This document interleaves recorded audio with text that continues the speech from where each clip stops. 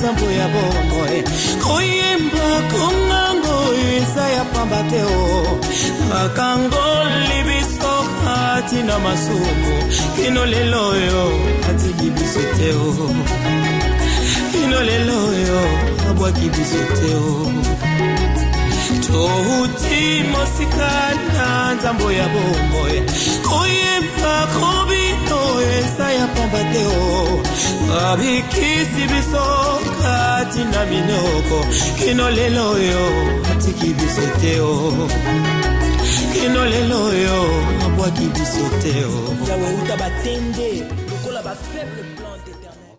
Et les téléspectateurs, en cette année 2013, le Seigneur nous a mis à cœur de parler sur la parole, comme l'indique notre émission qui est au cœur de la parole. Avec les hommes de Dieu. Cette émission est présentée d'habitude par la servante, la sœur Ornella Lukombo, réalisée par le frère Marlin Bala.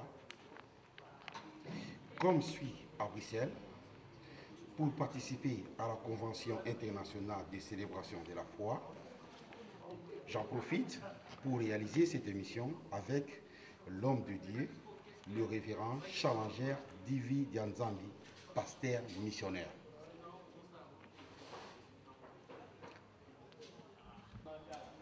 Bonjour, pasteur. Oui, bonjour, papa Marley.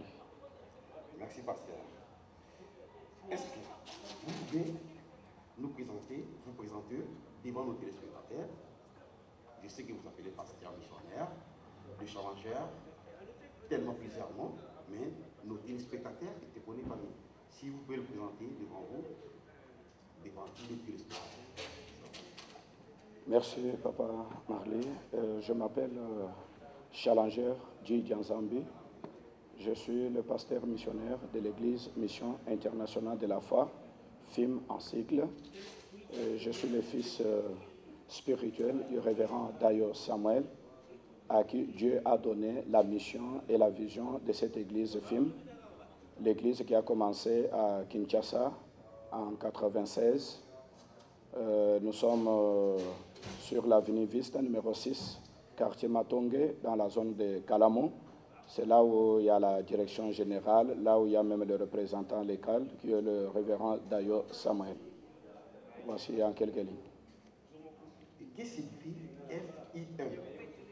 FIM veut dire Fête internationale mission, c'est-à-dire en français, Mission internationale de la foi. C'est ça la vision que l'Éternel a donnée à son serviteur, le révérend Dayo Samuel. Donc, si je viens suivre ta réponse, donc le fondateur de FIM, donc c'est le révérend Dayo. Exactement. Okay. Quelle est la vision que le Seigneur vous a donnée pour cette œuvre à vous? Pas au fondateur, mais à vous. Quelle vision que le Seigneur vous a donnée pour cette œuvre? Voilà. Je voulais commencer d'abord par le fondateur, parce que quand on parle du fondateur, il y a la fondation. Alors, il faut commencer d'abord à la source, la vision que l'Éternel a donnée à son serviteur, le révérend Dayo Samuel, et d'amener le peuple de Dieu dans la connaissance du surnaturel, dans chaque aspect de la vie, par l'enseignement de la parole, et de la foi et de la démonstration de la puissance du Saint-Esprit. Ça, c'est ce que l'Éternel a donné clairement à son serviteur. Alors, il prêche le surnaturel, qui est au-dessus de tout ce qui est naturel, qui dépasse l'entendement humain. Et quant à moi, je suis que les missionnaires de cette grande commission de l'église FIM. Merci, papa. Mais depuis quelle année œuvrez-vous pour le Seigneur?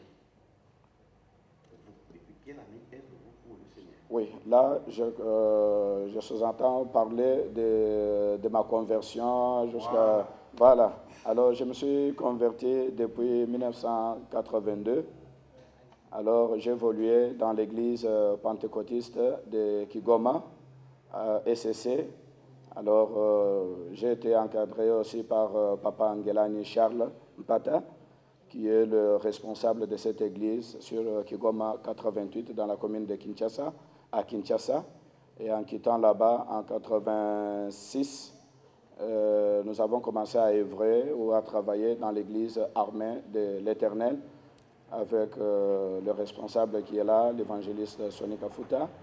Et de là, en 91, nous avons commencé une église sur Kalembelembe 247, l'église Bonne Parole. Et selon que l'Éternel évolue dans toutes les matières, il change aussi de vision, il change aussi de mission. Alors, depuis 1996, que j'ai entendu parler sur la ville de Kinshasa de cet homme de Dieu, le révérend Dayo Samuel, et à 1997, que je suis allé pour la première fois en visite, j'ai entendu le message et j'étais confondu de ma Bible et de ce que moi aussi, j'ai prêché comme parole sur le terrain évangélique. Alors, vraiment, j'ai été attiré. Depuis que je l'ai entendu, je m'étais décidé d'aller aussi suivre les enseignements là-bas. Et après avoir suivi tous les enseignements, j'ai aussi mon certificat de l'école de l'esprit. Alors, depuis ce jour-là, j'évolue à ce côté. Vous avez le titre de pasteur missionnaire. Quelle différence faites-vous entre un pasteur et un missionnaire? Oui, le pasteur, c'est le ministère qui est biblique. Nous en avons au moins 5. Il y a le ministère de l'apostolat, il y a le ministère du prophète, il y a le ministère de l'évangéliste, il y a le ministère du pasteur et il y a le ministère du docteur. Alors, je suis parmi les 5 ministères, j'ai le ministère pastoral, qui est le ministère selon la Bible. Alors, en ajoutant missionnaire, c'est-à-dire nous sommes envoyés dans le monde entier pour évangéliser.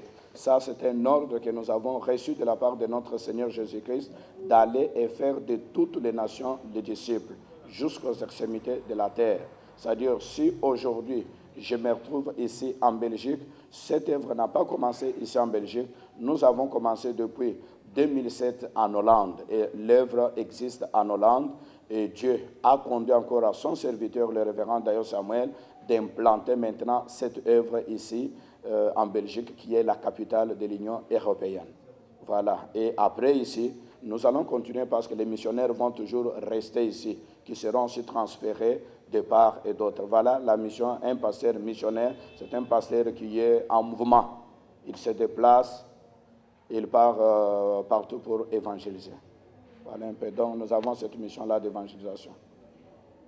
Sur quel fondement se base Fight International Mission, FIM,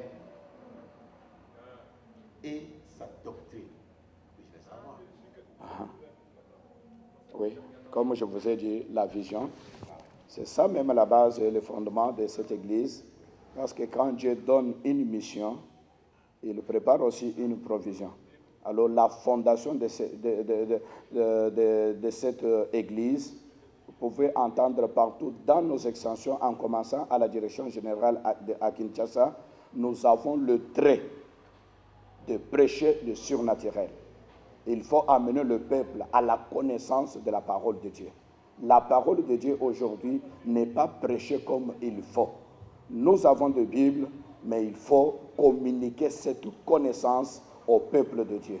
Comme la Bible nous dit dans Jean chapitre 8, verset 32, « Vous connaîtrez la vérité et la vérité vous rendra libre. » Dans d'autres versions, la Bible nous dit « Vous connaîtrez la vérité et la vérité vous affranchira. » Et si nous retournons dans l'Ancien Testament, dans le livre du prophète Osée, au chapitre 4, verset 6, la Bible nous dit « Mon peuple est détruit parce qu'il lui manque la connaissance. » Un peuple qui a la connaissance de la vérité, c'est un peuple libéré, c'est un peuple affranchi, c'est un peuple qui est appelé à faire des exploits avec le Seigneur.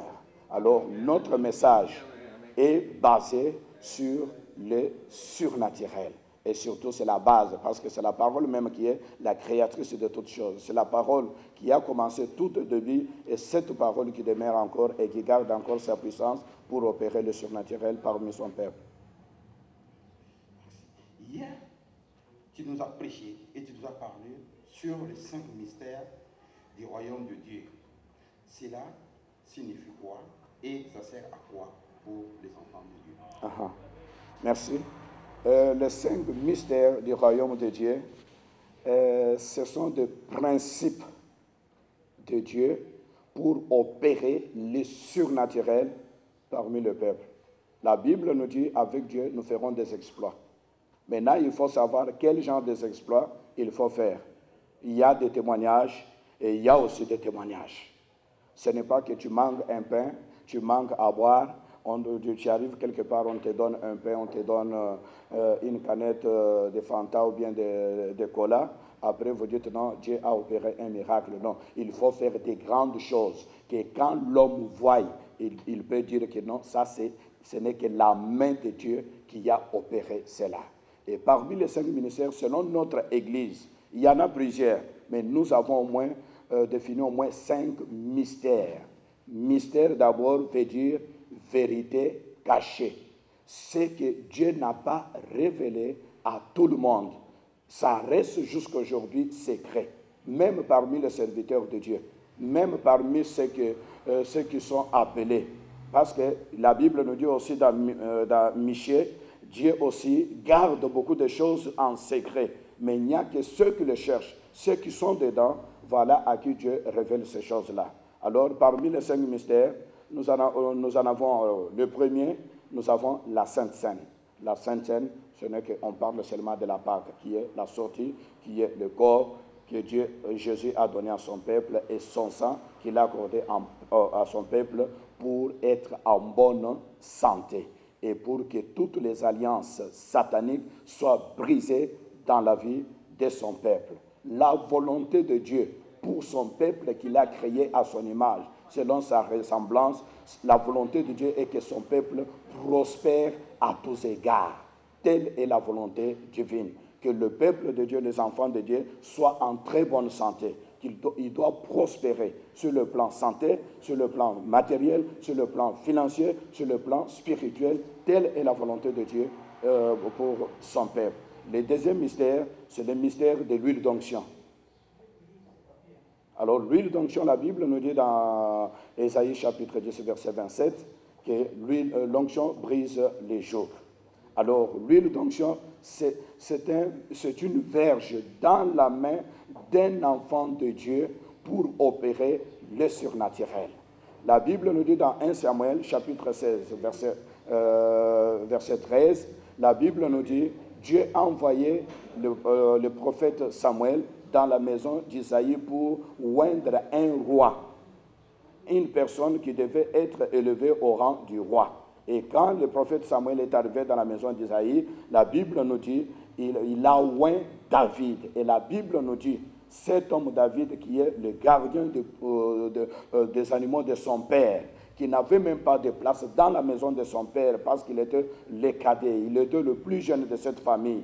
Alors Samuel, quand il est arrivé, en étant un être humain, il a regardé tous les grands frères de David. Il voulait oindre tel, l'Esprit de Dieu lui dit non, ce n'est pas lui. Il veut oindre l'autre, l'Esprit de Dieu, ce n'est pas lui. Jusqu'à ce que quand il a vu David, quand David est entré, l'Esprit de Dieu lui dit, voilà le roi que je t'ai envoyé pour oindre dans cette maison. Alors l'huile d'onction peut vous déplacer de là où vous êtes pour vous mettre à la place là où Dieu veut vous voir. Donc il y a un changement total dans votre vie par ce mystère-là de l'huile d'onction. L'huile d'onction, même dans Jacques, la Bible nous dit, Jacques qui était apôtre à côté de Jésus-Christ, il a dit, quelqu'un est-il malade? Qu'il appelle les anciens de l'Église pour que ceux-ci viennent prier pour lui en loignant d'huile au nom de Christ Jésus-Christ. Voilà un peu, c'est tout un enseignement. Il faudrait beaucoup de temps pour entrer dans ce mystère-là. Et le troisième est le mystère des manteaux. Le mystère des manteaux, même Jésus-Christ, les gens se sont approchés pour toucher juste leurs habits. Alors, toucher leurs habits pour être guéris. Jean et Pierre, ils ont opéré le grand miracle du surnaturel. Même Paul, il y avait même l'ombre des apôtres de Dieu qui guérissait même les malades. Et les gens venaient même le supplier avec leur linge, avec leur mouchoir, pour toucher les corps des apôtres, afin qu'ils partent aussi opérer les surnaturels, imposer sur les malades, faire tous les miracles là. Tout ça, c'est ordonné. Voilà ce qu'on appelle les mystères des manteaux ou bien les mystères des matériels oints. Alors, il y en a le quatrième, c'est le service d'aspersion du sang, les mystères d'aspersion du sang. Alors, nous voyons qu'en Égypte, avant que le peuple de Dieu soit libéré de l'Égypte vers Canaan, Dieu a parlé à son serviteur Moïse et dit, prends un agneau sans défaut. Alors prenez toute la viande, consommez, mais quand on sent, mettez sur vos linteaux, mettez sur vos portes. L'ange passera la nuit. Là où il y a le sang, l'ange passera. Là où il n'y a pas le sang, l'ange entrera et frappera tout le premier-né de cette famille. Voilà un peu l'aspersion du sang. Alors c'est un mystère qui nous délivre de toutes les malédictions de ce monde. C'est un mystère. Quand on parle de mystère, c'est quelque chose qui est caché et qui reste toujours secret pour l'Éternel, mais qui n'est pas révélé à tout le monde. C'est pour cela que ces enseignements ou bien ces mystères sont rarement enseignés dans beaucoup des églises. Vous pouvez aller là-bas. On peut vous demander les mystères, on ne peut pas vous parler. Même je peux vous lire un passage biblique. Nous sommes dans l'Évangile selon Marc, chapitre 4. Marc, chapitre 4. La Bible nous dit ceci. En commençant au verset 9, la Bible dit ceci. Verset 9. Puis il dit que celui qui a des oreilles pour entendre, entende. Verset 10. Lorsqu'il fit à l'égard ceux qui l'entouraient avec les 12, l'interrogèrent sur les paraboles. 11. Il leur dit, c'est à vous qu'a été révélé les mystères du royaume de Dieu. Mais pour ceux qui sont du dehors, tout se passe en paraboles. 12. Afin qu'en voyant, ils ne voient, enfin, qu'en voyant, ils voient et n'aperçoivent point. Et en entendant, ils entendent, mais ne comprennent point. Ils entendirent et ne comprennent point. De peur qu'ils ne se convertissent pas et que leurs péchés ne leur soient pardonnés. La Bible nous parle ici du mystère du royaume de Dieu. C'est-à-dire, ce mystère, c'est un secret de Dieu. C'est une vérité qui est cachée. La vérité délivre. La vérité affranchit. Alors, c'est encore caché. Il n'y a que ceux qui cherchent l'Éternel. Vous voyez que dans la foule, Jésus parlait toujours en parabole, alors ça créait la confusion totale. C'est ainsi que quand il se retirait, tous ceux qui entouraient Jésus et les disciples, y compris les 12 apôtres, ils interrogèrent Jésus à propos des mystères. Pourquoi vous parlez en parabole? Ce que vous parlez crée la confusion, les gens n'arrivent pas à comprendre. Et c'est ainsi que Jésus leur a répondu que c'est à vous qu'a été donné, qu'a été révélé. Ce qui est caché aux autres, pour vous, c'est déjà révélé. Ce qui reste encore voilé pour les autres, pour vous, ce voile est déjà déchiré. Je vous enseigne ouvertement. Alors, ça demande de l'engagement, ça demande de la détermination, ça demande aussi, il faut que tu sois assis pour être enseigné par quelqu'un qui a été aussi enseigné. Alors, le dernier mystère, c'est le mystère de lavage des pieds. Alors ça, Papa Marley, en toute vérité, je peux vous dire que vous pouvez sillonner dans beaucoup des églises. Je peux dire que c'est une grâce pour cette église FIM. Alors ce mystère-là, si nous lisons dans l'évangile selon Jean, au chapitre 13, Jésus lui-même parle même de lavage des pieds. Lui-même le maître et le créateur. Lui-même le sauveur et le seigneur de toute l'humanité. Avant qu'il soit livré, crucifié, enseveli et ressuscité, la Bible nous dit, il a pris un linge, il a versé l'eau dans un bassin. On ne parle pas de l'eau spirituelle, on parle de l'eau physique, l'eau qu'on a puisée dans un robinet. Jésus a versé l'eau dans un bassin, il a pris les linges qu'il utilisait, il s'est mis à laver les pieds de tous les apôtres qui étaient avec lui. Et quand il est arrivé à Pierre, la Bible nous dit, Pierre lui dit, toi mon Seigneur est sauveur, mais lavez-moi Pierre les pieds. Ça ne peut pas se faire. Et Jésus lui dit, tu n'as pas encore compris ce que j'ai fait aujourd'hui. Mais si je ne te lave pas les pieds, tu n'as pas la part avec moi dans mon royaume. Alors quand Pierre a entendu cette parole, il a saisi aussi la révélation. Il a dit, alors Seigneur, si ça n'est ainsi, alors ne me lave pas seulement les pieds, lave-moi et les mains et la tête. Donc Pierre s'est donné maintenant tout son être vivant pour être lavé. Alors voilà un peu le mystère. Et la Bible nous dit, vous serez heureux, toujours dans l'évangile selon Jean au chapitre 13, vous serez heureux qu'en pratiquant, qu'en mettant ceci en pratique, ce que moi, le Seigneur et votre maître, je fais, vous devez aussi vous laver les pieds les uns envers les autres. C'est pour être heureux dans la vie. Que Dieu vous bénisse. On fait une pause, on va écouter les chansons de frère et après on va revenir.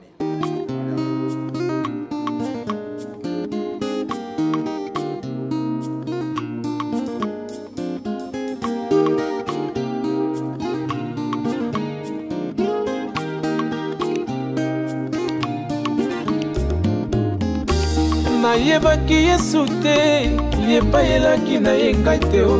Kasi bato ayelaki, bandimelaki ye te o. Kasi bato ayelaki, barejetaki Yesu. Oyo pase, mosali malamu bandima ye jamais. Na mboka na ye bandima ye jamais. A Yesu ya ya.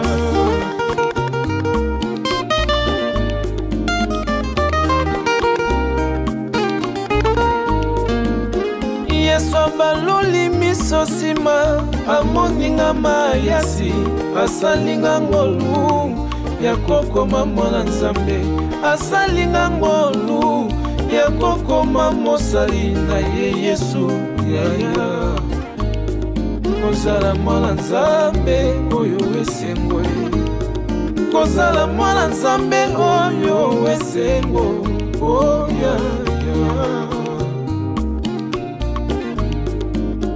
balanda kayo pona lipa, balanda yo pona mbisi, balanda yo pona lipa, solo ezalaki pona mbisi. Kasi mokolo motuya, bango bawanga na yo, babimisi balabase, bate mopanzi, bakangi makasi. Crucifiez Jésus, laissez Barabbas. Crucifiez Jésus, laissez Barabbas. Oh mokili mawate Zambi solo mokili mawate babosani bolamu nyonso yosalela bango na mabota na bango bikisaki babele na mabota na bango monisaki bavele na mabota na bango tambwisaki bakoka mokili pasi.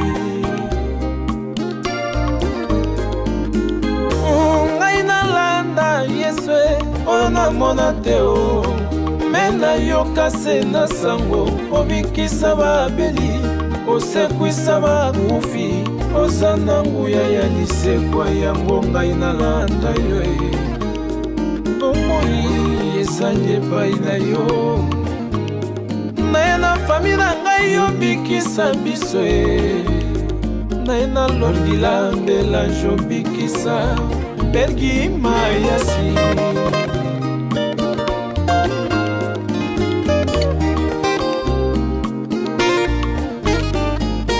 yesengola moto yo ndimi nana moni te po eliki ezali se ya kozwa na kombo na Yesu oya ngai yango yo kondima na ngai yango yo ata lelo nazangi yo kopambola ngai ata lelo nazwi te lobi okotombola ngai Yesu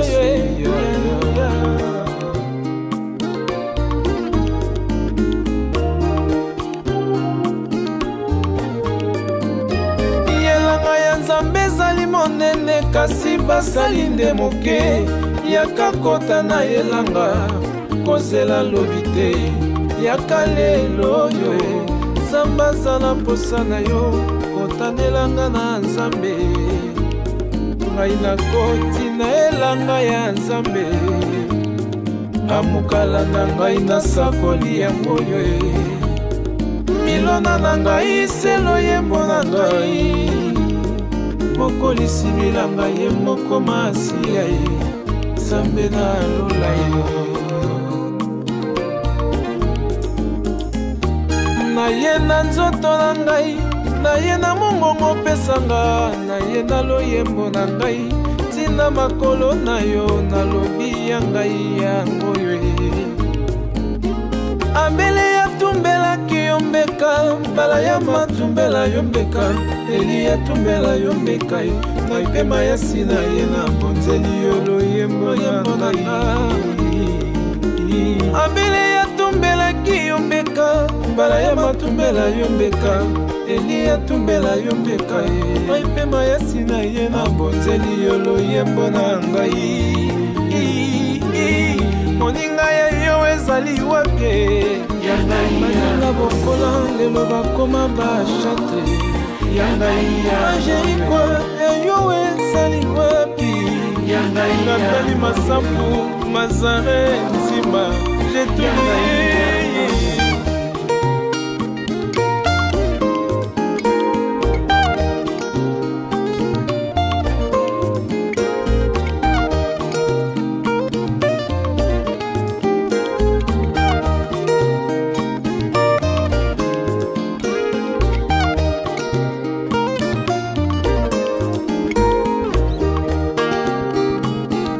nzambe nalola na pamboli yo po ete osala ngai ngolu ya kokoma mwana na yo nafuta yo eloko te papa kumama na yo lisusu haleluya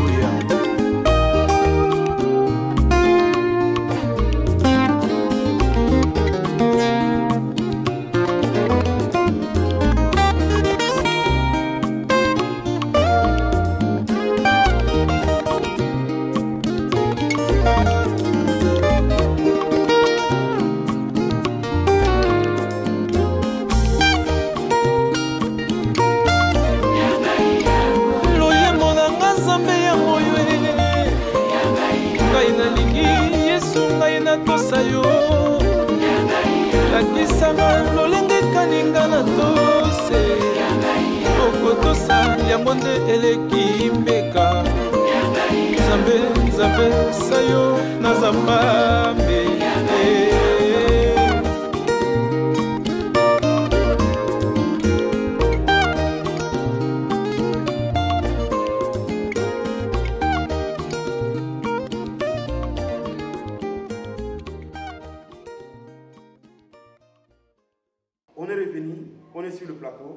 avec notre révérend l'échangeur. On continue, nous a expliqué les 5 mystères, vraiment, le frère et sœurs. Essayez de bien écouter et surtout les passages bibliques là, il faut les noter et les lire à chaque fois. Ça, moi j'ai appris et vous aussi, il faut que vous preniez quelque chose. Là, je continue mon émission. Est-ce que, au sein de FIM, vous croyez à la dîme et aux offrandes? La question continue. Comment vous les utilisez? Merci. Merci, papa. Ça, c'est une question très importante qui demande beaucoup de réflexion. Alors, la Bible nous dit d'abord, d'ailleurs, nous croyons à la dîme et nous croyons aux offrandes. Pourquoi la dîme? La dîme, c'est pour garder l'alliance vivante entre l'Éternel et moi, sa créature. Tandis que les offrandes, ce sont des semences que nous sémons dans la moisson de l'Éternel pour récolter multiples bénédictions. Alors, même la Bible nous dit on ne peut pas venir dans la présence de Dieu main vide. Ça, c'est quand aux offrandes. Et 1 Corinthiens, chapitre 9, à partir du 8e verset, la Bible nous dit donnez selon que vous avez résolu. Ça, c'est en matière des offrandes. On donne selon les moyens. On donne selon nos revenus. Vous êtes bénis abondamment, donnez aussi beaucoup. Alors vous êtes bénis moins, alors donnez aussi selon que vous êtes bénis. Alors, quant à la dîme, ça c'est une obligation. La dîme, c'est pour ouvrir les églises des cieux. Alors, si nous lisons dans Malachie,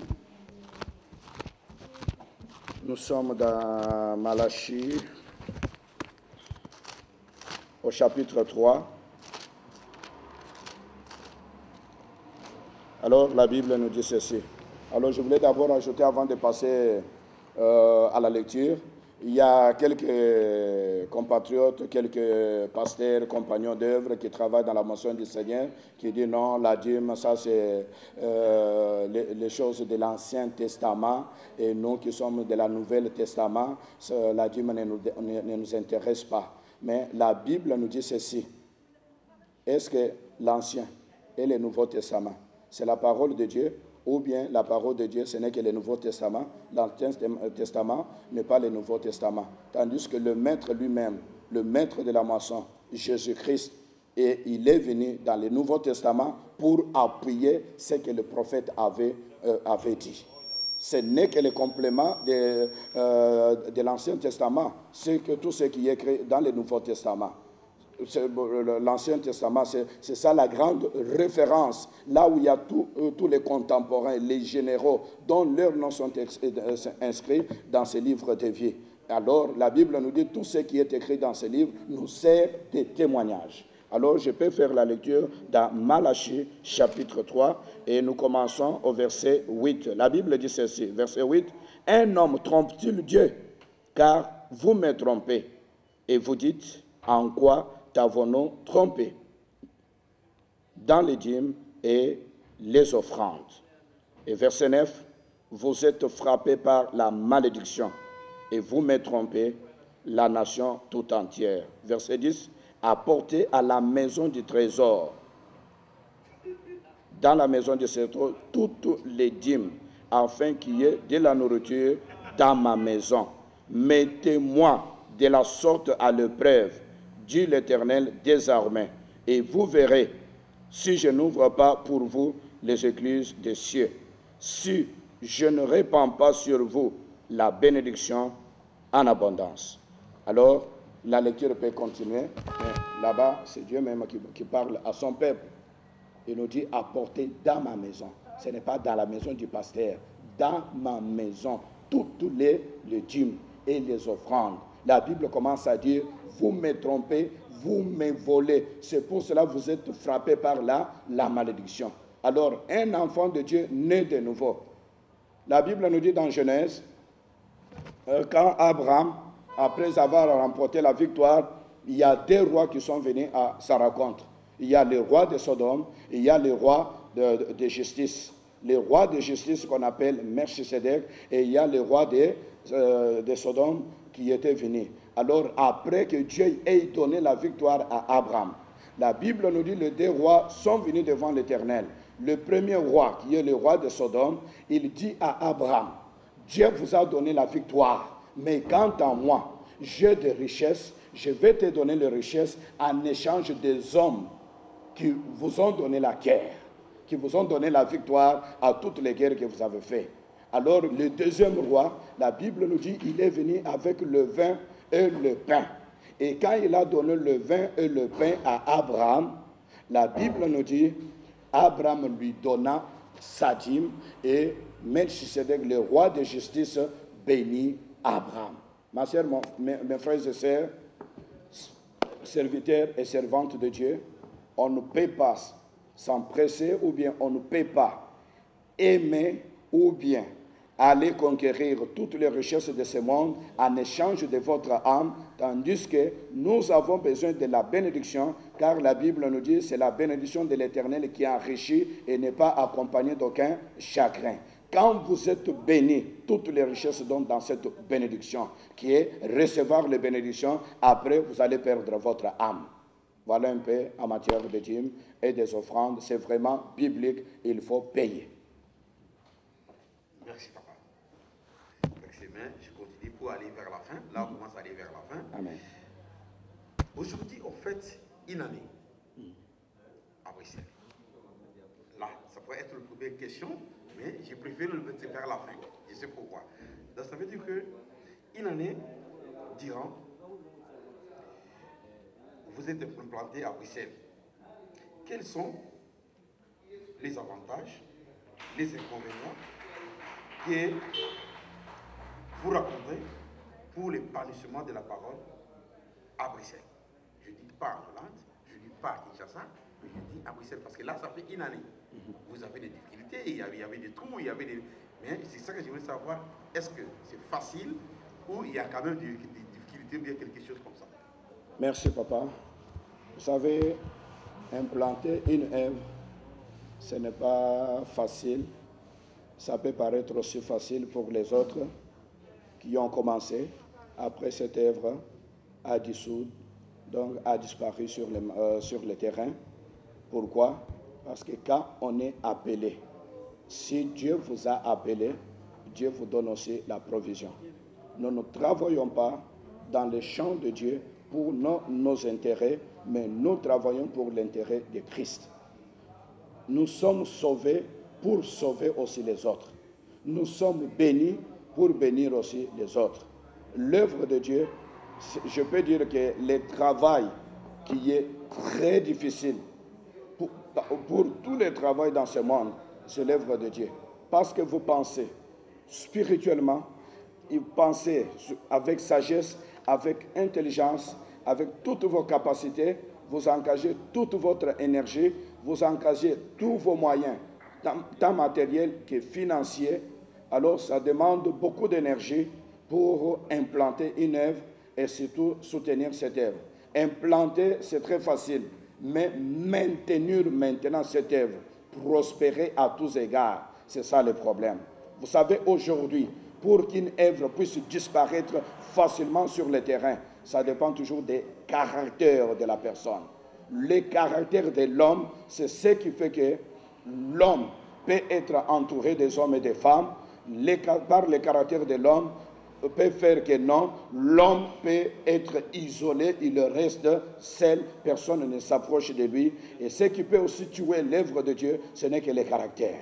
Même si nous rentrons dans le monde, dans les milieux sociaux, je crois que le caractère, c'est vraiment quelque chose de très important qu'il faut cultiver, qu'il faut changer, parce que sur le terrain, sur la moisson de l'Éternel, vraiment, il faut avoir un caractère, parce que les personnes, les hommes et les femmes, les vieux et les enfants, que l'Éternel vous envoie pour que vous puissiez les encadrer, ce sont des esprits. Alors il faut que tu aies aussi un esprit supérieur pour encadrer toutes ces âmes que l'Éternel a envoyées chez vous, parce que chacune d'elles, de chaque âme ici, viendra avec ses habitudes, avec ses caractères, avec son comportement. Chacun a sa question, chacun a sa manière de voir des choses. Il y a ceux qui viennent pour que l'Éternel les touche, les guérisse. Il y a ceux qui viennent pour recevoir la bénédiction. Il y a ceux qui viennent pour observer. Il y a ceux qui viennent pour détruire.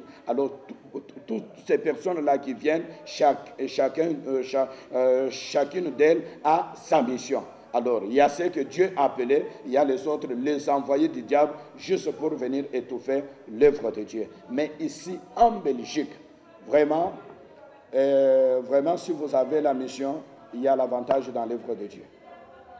Pourquoi? Parce qu'il faut avoir d'abord la connaissance de la parole de Dieu et savoir aussi transmettre cette connaissance aux autres. Et c'est ainsi que les autres, en marchant à gauche, à droite, ils peuvent entendre là-bas, ça crée la confusion dans leurs pensées. Dès qu'ils arrivent dans une autre église, ils disent, ah bon, mais ce qu'on nous a enseigné là-bas, et ce que j'entends ici, après le service, je vais poser la question à cette servante de Dieu ou bien à ces serviteurs de Dieu, qu'ils m'expliquent un peu. Après le service, la personne va et le pasteur ou bien la servante de Dieu, sur base biblique, on explique à la personne, il dit, ah bon, mais pourquoi de l'autre côté, on nous enseigne ça, pourquoi de l'autre côté on nous enseigne ça? Ça, c'est la base doctrine de beaucoup des églises. Il y a ceux qui définissent leur doctrine de leur manière. Mais nous croyons que la parole de Dieu est vraiment la seule parole, la seule prophétie qui change les destinées et le vie du peuple de Dieu. On n'a pas une autre vision en dehors de la parole de Dieu. Parce qu'aujourd'hui, chaque serviteur de Dieu, chaque servante de Dieu dit toujours non, moi j'ai ma vision, j'ai ma vision. Bon, en dehors maintenant de la parole, quel genre de vision que vous avez? Si Dieu vous a parlé, il vous a parlé en quelle langue? Et quelle est la mission que Dieu vous a confiée?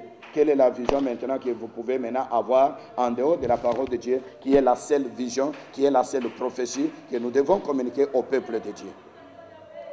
Merci, Papa Marie. Pour terminer, car l'air nous fait défaut, pasteur, là aujourd'hui, on va finir le 3e jour des célébrations de la foi. Avant d'entrer dans la célébration de la foi, là je voulais expliquer aux téléspectateurs, vous se situez où? L'église FIM à Bruxelles. Et est-ce que vous avez des enseignements pour donner aux gens? Quel jour? Et votre culte se passe quel jour? Donc l'horaire, en quelque sorte, de l'église. Et les jours des enseignements, parce qu'il y aura des autres qui voulaient venir pour être enseignés. Donc pour qu'ils sachent quand même dans quelle adresse je vais passer, ça passe quel jour, de quelle heure à quelle heure. Et essayez un peu de nous parler vite fait, parce que là, il y a l'air qui est derrière moi. Du 3 jours. Merci. 3 jours. Donc quand je dis du 3 jours, je sais que c'est célébration de la foi. Moi, j'ai ma conviction, j'ai mon foi à moi. Donc, je sais que j'en veux beaucoup écouter chez vous. Ok, merci à vous, Papa. Merci, Papa Marley. Je voulais d'abord, pourquoi Convention internationale de la célébration de la foi, c'est-à-dire nous avons l'église FIM existe maintenant ici à Bruxelles, en Belgique, il y a 1 an maintenant. Alors, c'est pour cela tous les chrétiens, tous les enfants de Dieu, tous les serviteurs de Dieu, toutes les servantes de Dieu dans le monde entier sont venus, se sont rassemblés ici à Bruxelles pour célébrer leur foi, rendre des actions de grâce à l'Éternel pour 1 an de fonctionnement de cette église ici. Alors nous avons commencé depuis le vendredi, le 26 juillet. Hier, le 27 juillet, samedi, nous avons été là. Vous-même, avec les supports à l'appui, vous avez des témoignages juste après la mission. Vous allez suivre quand même quelques témoignages, qu'est-ce que l'Éternel a fait dans leur vie, tout ça. C'est pour cela qu'ils viennent témoigner leur foi. Parce que la foi n'est pas donnée à tout le monde. Nous pouvons venir dans l'église, la même parole qu'on peut nous enseigner. Si cette parole n'est pas mélangée avec notre foi, la parole restera toujours stérile et ne produira pas. C'est pour cela que nous devons mélanger la parole qu'on nous enseigne avec notre foi pour que cette parole puisse produire dans notre vie. Alors aujourd'hui, c'est le dernier jour, le 3e jour. Alors nous venons, et dans notre programme aussi de l'église FIM, c'est le dernier dimanche du mois, nous venons pour notre service d'action de grâce, louange et adoration pour bénir l'Éternel. Alors témoigner de tout ce qu'il a fait depuis le premier du mois jusqu'à la fin du mois. Alors ça, c'est le programme un peu hebdomadaire de notre église. Alors pour le programme normal de l'église, nous nous réunissons chaque jeudi de 18h à 20h et chaque dimanche de 14h à 17h. Nous sommes sur rue Evard 187 1080 Bruxelles-Molenbeek, non loin des abattoirs d'Anderlecht, juste sur la grande avenue Clémenceau. Alors, nous avons des enseignements que nous donnons, que nous dispensons à nos fidèles, parce que nous avons été enseignés, encadrés aussi par nos grands frères, entre autres le visionnaire de l'Église, le pasteur Dayo Samuel. C'est Dieu qui lui a donné aussi tous les programmes, comment il devait conduire le peuple de Dieu dans cette connaissance du surnaturel, dans cette puissance, dans cette manifestation de la puissance du Saint-Esprit. Et nous en avons au moins 21 cours que nous dispensons tous les jeudis et tous les dimanches, parce que le programme ici en Belgique, comme nous venons de commencer il y a 1 an, alors nous sommes en train de nous organiser petit à petit selon l'aide divine. Et entre autres, nous avons, comme je viens de le dire, nous avons 21 cours. Le premier cours, c'est la valeur de la connaissance. Le deuxième cours, c'est la réalité de la nouvelle naissance. Et le troisième cours, le Saint-Esprit. Le quatrième, la parole de Dieu et les chrétiens. Le cinquième cours, la prière du Nouveau Testament. Le 6e cours, la force de la foi. Le 7e cours, comment vaincre les forces du mal. Le 8e cours, la guérison divine. Et le 9e cours, la santé divine. Le 10e cours, comment briser les difficultés financières. 11, les mystères de la louange et de l'adoration. 12, les boutons du succès. 13, la force de la vision. 14, l'excellence dans la vie et dans le ministère. 15, la vie familiale. 16, le leadership spirituel. 17, éthique chrétienne. 18, les disciples. 19, le développement du caractère. 20, la vie surnaturelle. Et 21, le mystère du royaume de Dieu. Voilà un peu ce que l'Éternel a donné à son serviteur, le révérend Dayo Samuel, comme mission. Et ces cours sont dispensés dans toutes nos extensions. Et il y a aussi beaucoup de cours que lui-même, le révérend Dayo, il est disposé, il est conduit par le Saint-Esprit. Il marche dans toutes les extensions pour donner lui-même certains cours. Merci, Papa Marie. Bon, Papa, pour finir, un mot de la fin. Je vous bénis tous, peuple de Dieu. Dieu vous aime tant et je vous aime aussi. Vraiment, la parole est devenue rare sur les marchés. Aujourd'hui, l'Éternel cherche des hommes et des femmes, des serviteurs fidèles qui doivent vous donner à son peuple la nourriture au temps convenable. Et cette parole qui a été au commencement, cette parole qui était avec Dieu, cette parole qui est Dieu, c'est la parole que nous devons enseigner maintenant, communiquer maintenant dans toute l'intégrité à son peuple. Et cette parole qui est pleine de puissance, cette parole, là où se trouve la parole de Dieu, c'est là où il y a la vie. Pourquoi? Parce que la parole, c'est Dieu lui-même. Alors comme Dieu est la lumière, alors là où il y a la lumière, les ténèbres ne peuvent pas avoir de la place, la maladie ne peut pas avoir de la place. Nous prêchons la parole de la foi, parce que la Bible nous dit, la foi vient de ce qu'on entend. Ce qu'on entend, c'est la parole de Dieu. C'est pour cela que cette église s'appelle Mission internationale de la foi. C'est-à-dire, la base, c'est la foi d'abord, à la parole que nous entendons. Et nous sommes des missionnaires dans les champs de l'Éternel.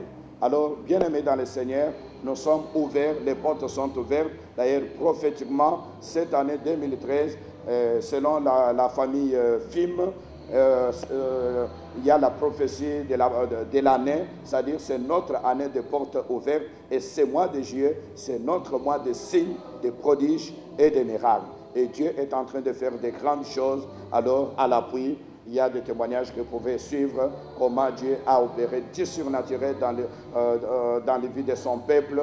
Là où toi tu as échoué, ma sœur, mon frère, là où les autres ont échoué, s'il vous plaît, ce n'est pas là où toi aussi tu vas échouer. Si les autres ont tâtonné, toi tu es enfant de Dieu, né de nouveau, rempli du Saint-Esprit, et il y a la foi en Dieu, parce que la foi sauve, la foi délivre, la foi libère, la foi restaure. Crois seulement, il vous sera fait selon que vous avez cru.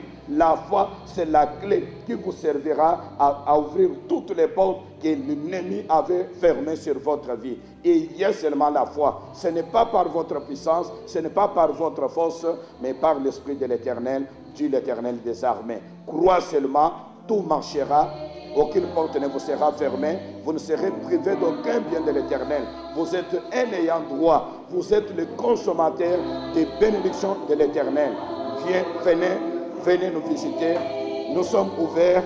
Alors, je peux vous donner aussi nos coordonnées. L'adresse que j'ai déjà donnée. Nous sommes sur Evar 187 1080 Bruxelles-Molenbeek. Et mes coordonnées sont les suivantes.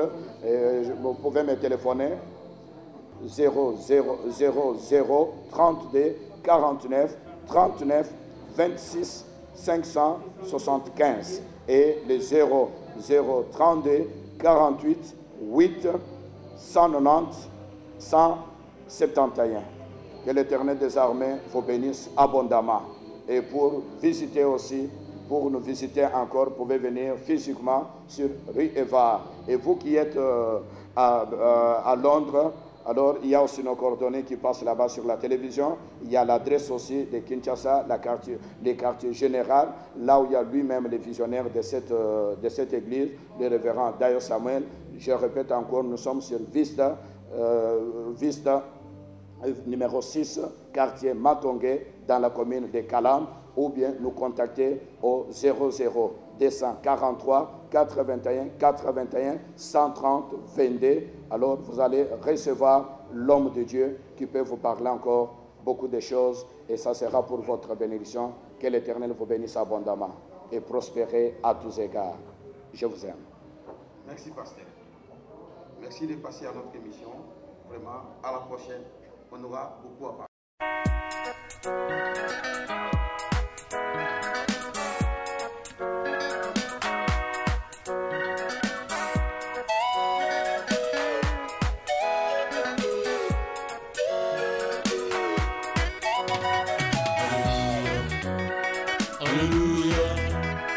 Alléluia.